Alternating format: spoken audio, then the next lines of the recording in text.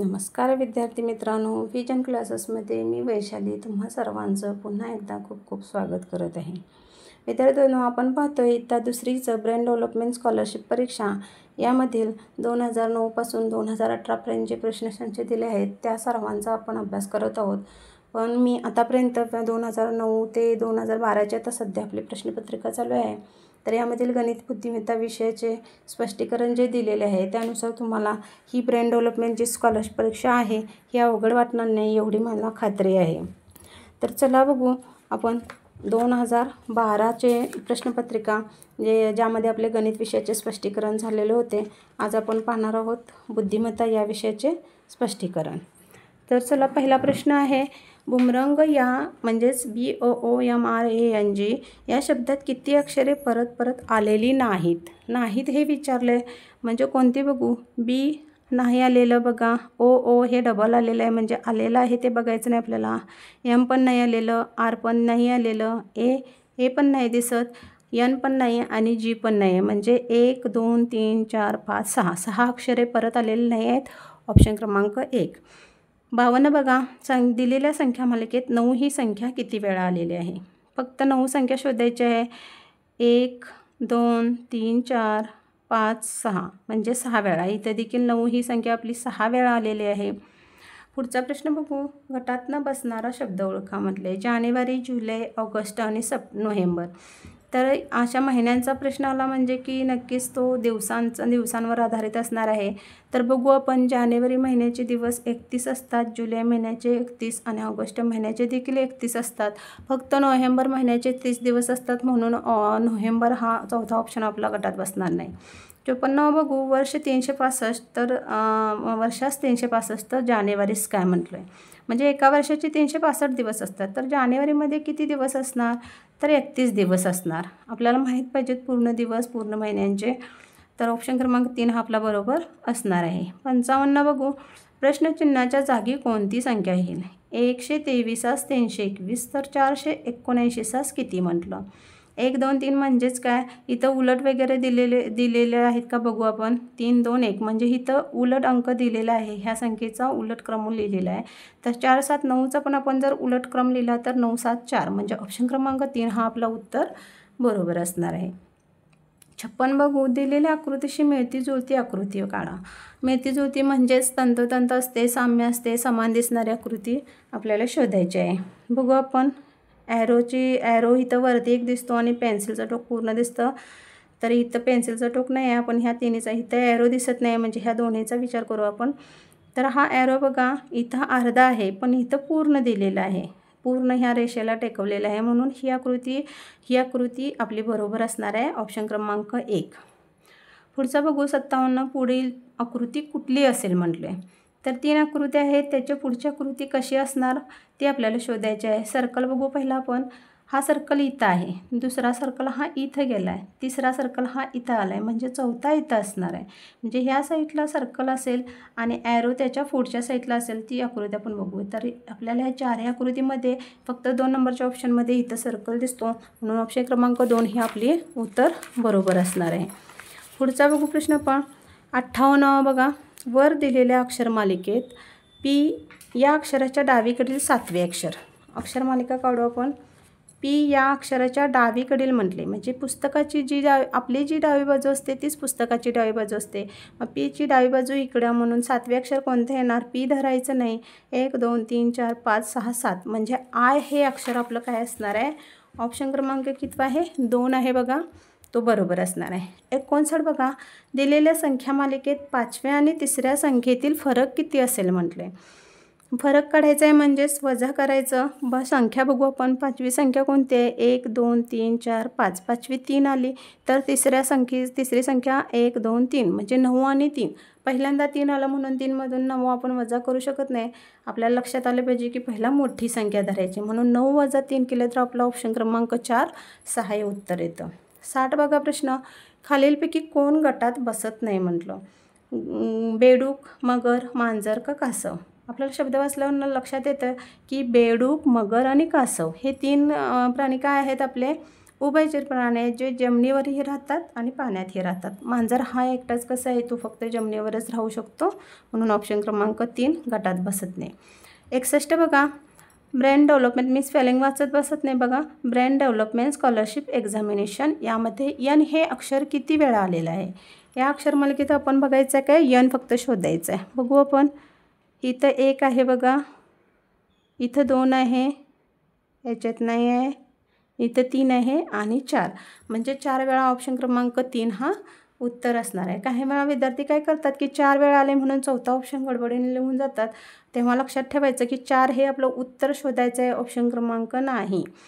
चला 62वा प्रश्न बघू. दिलेल्या आकृतीशी साम्य असलेली आकृती. बघा परत प्रश्न तो चला की मागच्या प्रश्नात काय दिलेलं आपल्याला, मिळती जुळती, आणि इथं दिले साम्य. पाठीमागच्या प्रश्नपत्रिकेत मी काहीतर तंतोतंत असा शब्द होता, तर हे सगळ्या शब्दांचा अर्थ एकच की समान दिसणारी आकृती शोधायची.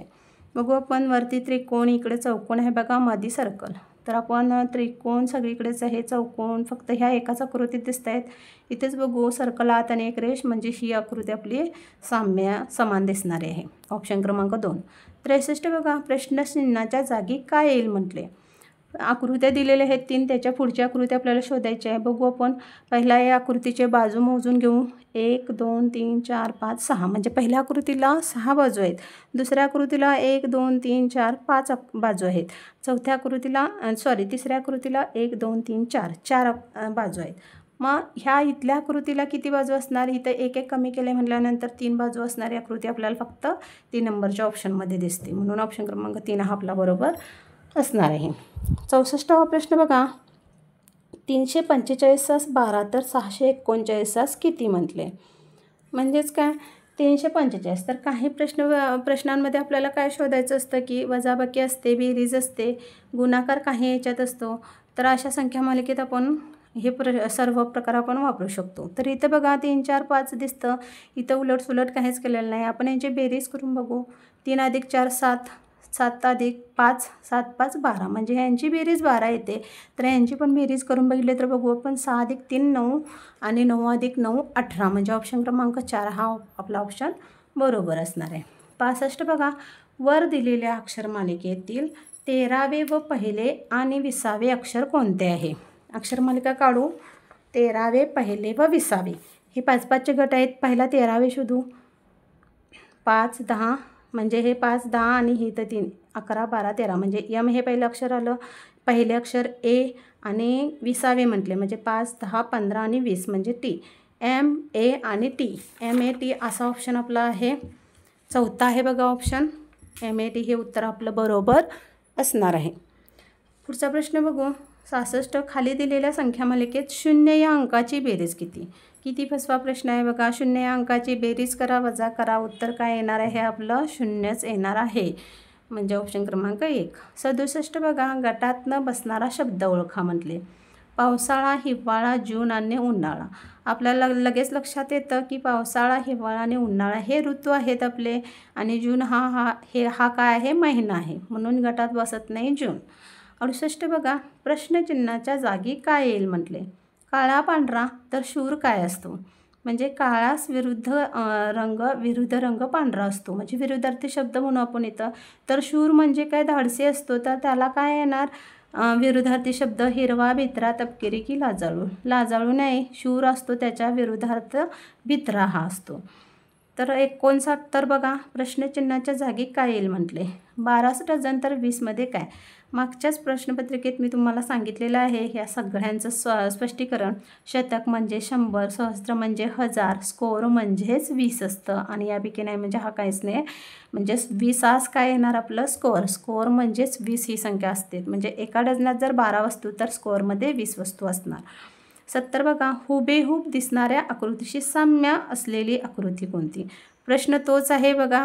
एका प्रश्नपत्रिकेत आपल्याला 3 ते 4 साम्य असलेली तंतोतंत हुबेहूब असे प्रश्न येतात, तेव्हा व्यवस्थित लक्ष देऊन आपण फक्त आकृती व्यवस्थित बघायचे.